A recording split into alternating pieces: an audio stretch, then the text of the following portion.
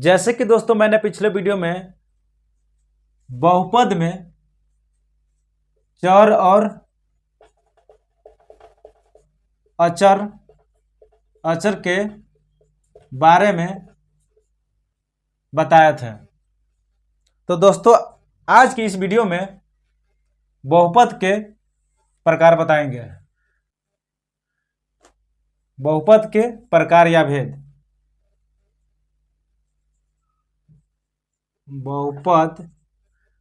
बहुपद के भेद। बहुपद के भेद दोस्तों दो प्रकार के होते हैं। पहला होता है दोस्तों पद के आधार पर। पहला होता है पद के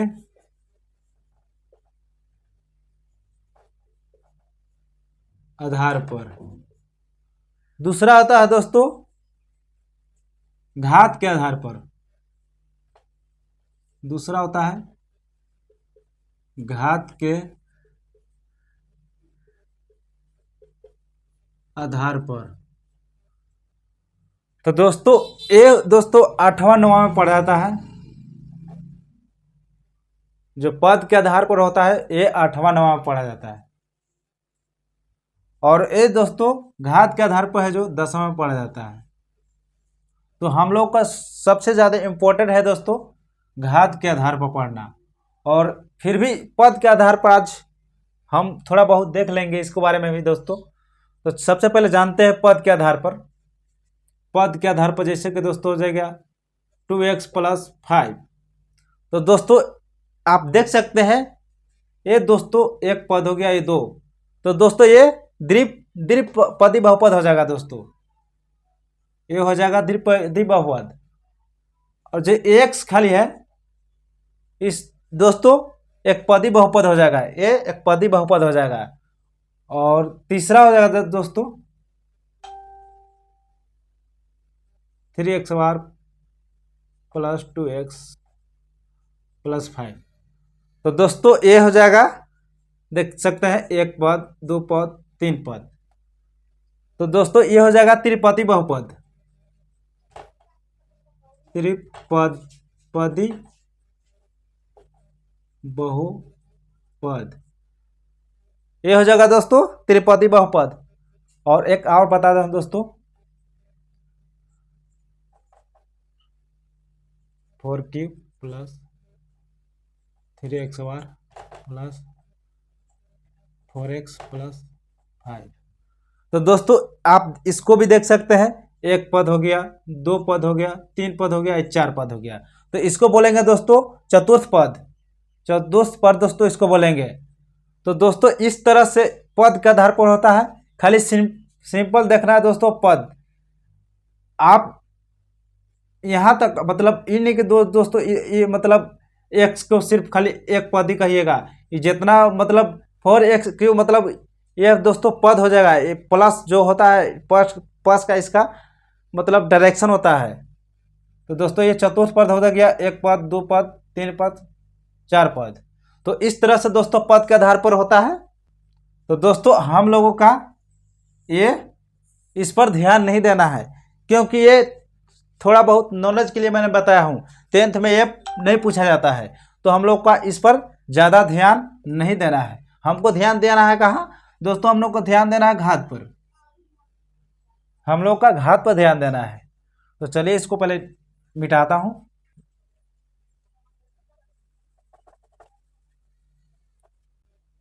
हम लोग का पढ़ना है दोस्तों घात के आधार पर। तो आज घात के आधार पर ही पूरा फुल फोकस करेंगे। तो हम लोग चलते हैं दोस्तों पहले घात के आधार पर, क्योंकि हम लोग को मैट्रिक में इसी को पढ़ना है। तो पहला आता है रैखिक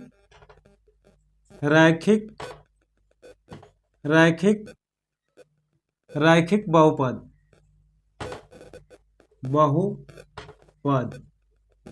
दूसरा आता है दोस्तों द्विघात बहुपद। द्विघात बहुपद। बहुपद।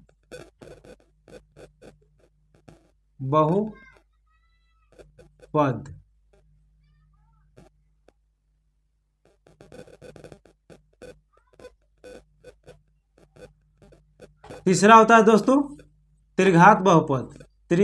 त्रिघात बहुपद। तो हम लोग का इसी पर, ऐसे तो दोस्तों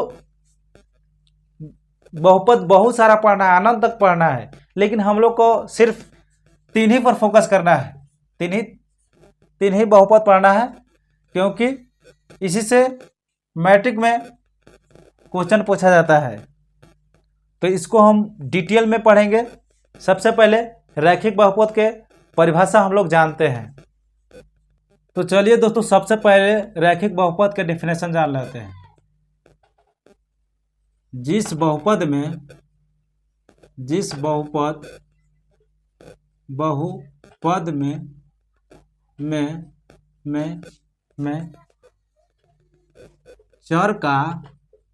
चर का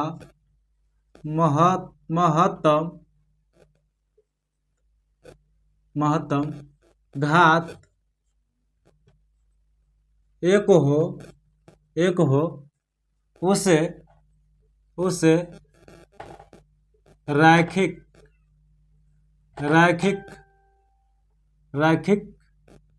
बहुपद कहते हैं। रैखिक बहुपद कहते हैं।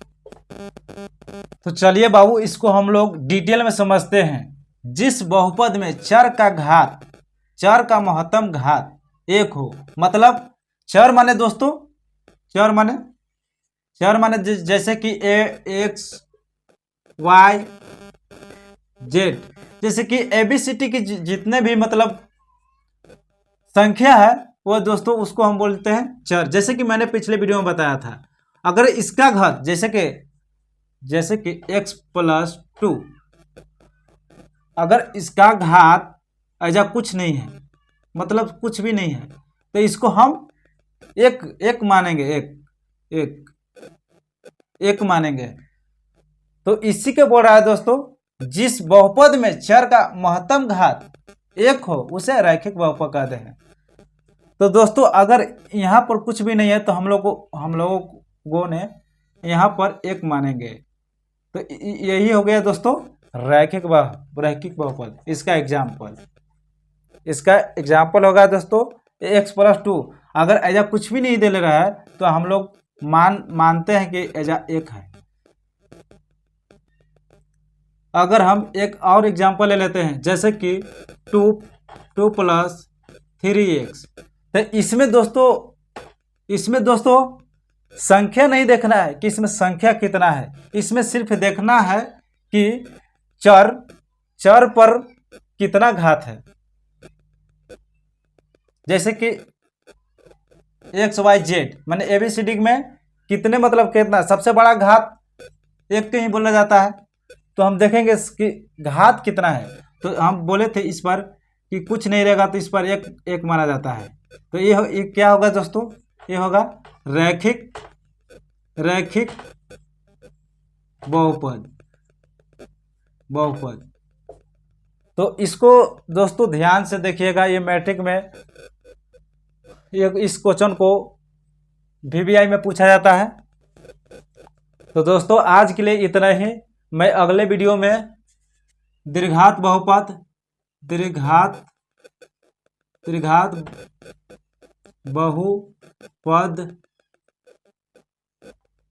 तीसरा त्रिघात बहुपद, ये दोनों दोस्तों अगले वीडियो में कंप्लीट करेंगे। तब तक के लिए आज के लिए इतना ही दोस्तों। आप